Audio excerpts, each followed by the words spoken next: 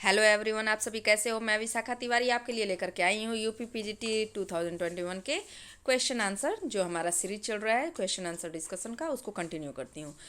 साथियों, ये जो मैं जो देना चाहती हूँ कि फ्री शिक्षा एवरीवन, तो उसको सिर्फ और सिर्फ आप लोगों के सपोर्ट से ही मैं कर पाऊँगी। तो आप लोग जैसे इस समय आप देखते होंगे कि सारे जितने भी यूट्यूब पर पढ़ाते हैं सभी पेड बैच चलाते हैं। मैं इसको फ्री शिक्षा करना चाहती हूँ कि जिससे मुफ्त में सबको शिक्षा मिल सके। और ये सारी चीज़ें जो कि पेड है मैं आपको अवेलेबल कराऊंगी। आप नोट्स बोलोगे तो मेरा टेलीग्राम का चैनल है, मैं उस पर भी आपको नोट्स प्रोवाइड करा दूंगी। लेकिन साथियों, इसके लिए आपको मुझे सपोर्ट करना पड़ेगा। आप मुझे सपोर्ट करिए जिससे कि मैं जो चाह रही हूँ वो हो सके। बिना सपोर्ट के कुछ नहीं हो सकता है। इसलिए प्लीज़ सब्सक्राइब करिए और शेयर करिए और ज़्यादा से ज़्यादा लोगों को बोलिए कि वो सब्सक्राइब करें। Please share and subscribe. तो चलिए अब हम अपना अगला क्वेश्चन स्टार्ट करते हैं। A monobasic acid has a dissociation constant equal to 1.8 1.8 into 10 to the power minus 5 at 25 degrees Celsius. Its degree of dissociation at a concentration of 0.20 M at same temperature is.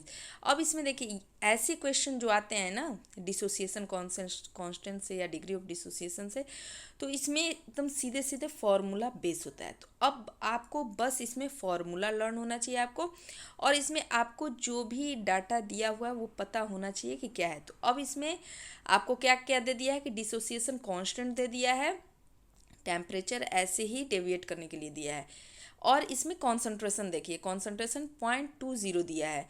तो इसको हमें data मिल गया जिससे हमारा क्या होगा, ये question solve हो जाएगा। तो इसको हम लिखते हैं डिसोसिएशन कांस्टेंट। ठीक है, dissociation constant K D is equal to C alpha square. ठीक है, तो हमें पता है कि के डी दिया हुआ है, ठीक है, सी दिया हुआ है, तो हम अल्फ़ा स्क्वायर आराम से निकाल सकते हैं। तो इसके लिए हमें क्या करना है कि alpha square is equal to, alpha square को जब आप, एक सेकेंड इसको क्लियर करके अच्छे से कर देती हूँ। देखिए फॉर्मूला है हमारा K D is equal to C alpha square. ठीक है, सी क्या है, कॉन्सेंट्रेशन है, के डी हमारा दिया है डिसोसिएशन कांस्टेंट, तो ये हमें दिया है।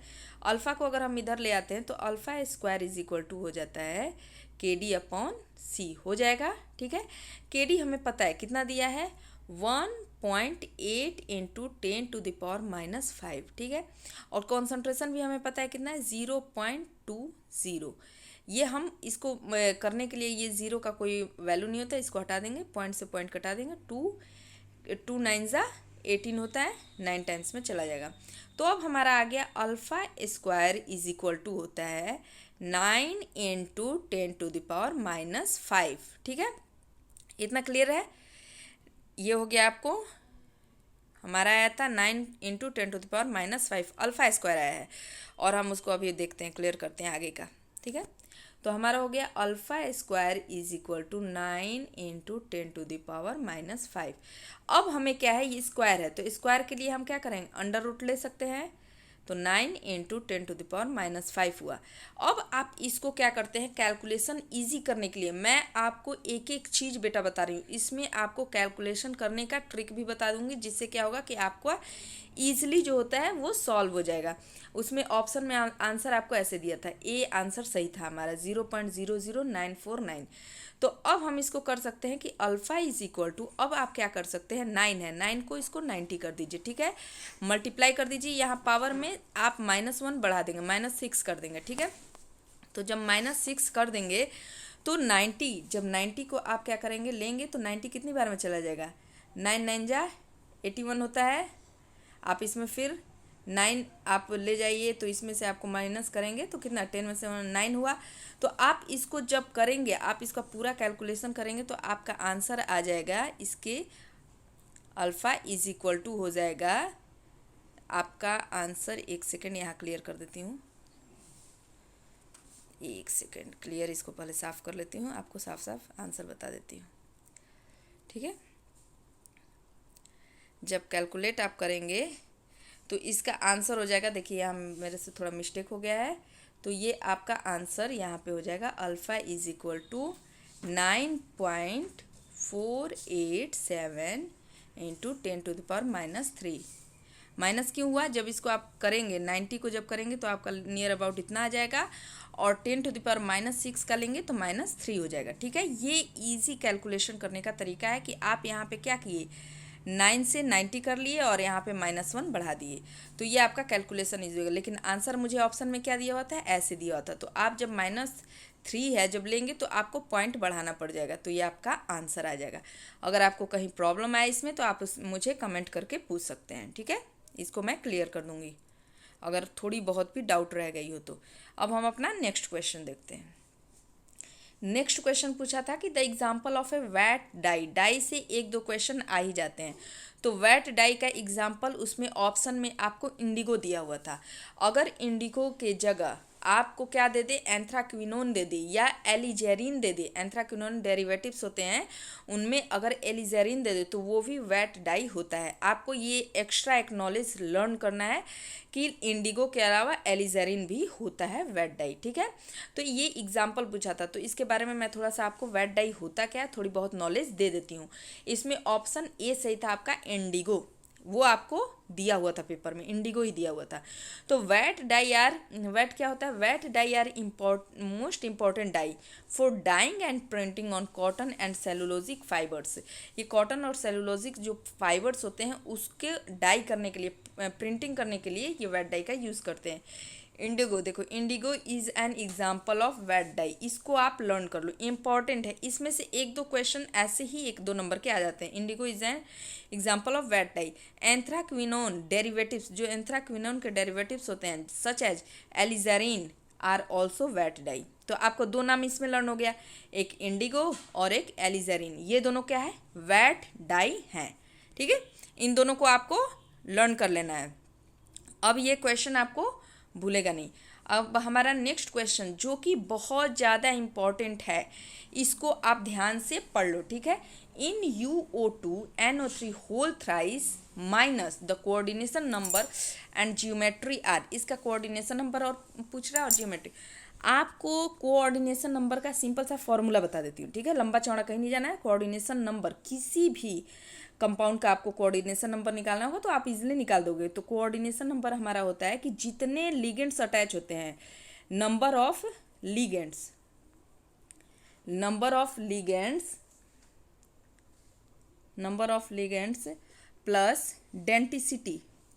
अब उस लिगेंड की कितनी डेंटिसिटी है, डेंटिसिटी ऑफ लिगेंड्स। ठीक है, वो मोनोडेंटेट है कि बाईडेंटेट है, तो ये इसको डेंटिसिटी के अकॉर्डिंग हम देखेंगे। ठीक है, कोऑर्डिनेशन नंबर इससे आपको इजीली आप निकालोगे, तो ये आपको लर्न होना चाहिए कोऑर्डिनेशन नंबर निकालने के लिए कि लिगेंड्स जितने अटैच हैं, number of ligands plus denticity of ligands.